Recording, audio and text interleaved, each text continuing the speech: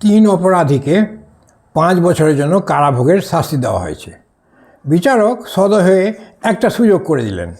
জেলখানায় সময় কাটানোর জন্য তারা চাইলে সঙ্গে কিছু নিয়ে যেতে পারবে।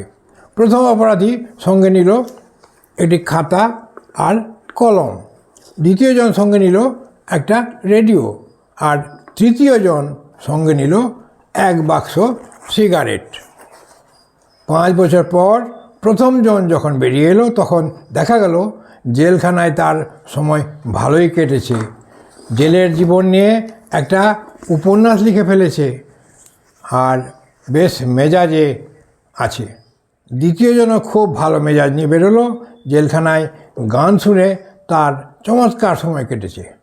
তৃতীয় জন বেরিয়ে এলো বিধ্বস্ত অবস্থায়, চুল উস্কো খুস্কো আর উন্মাদ প্রায় দৃশ্য। বাক্স ভর্তি সিগারেট হাতে নিয়ে সে কাতর স্বরে বলল, কারো কাছে একটা দেশ লাই হবে?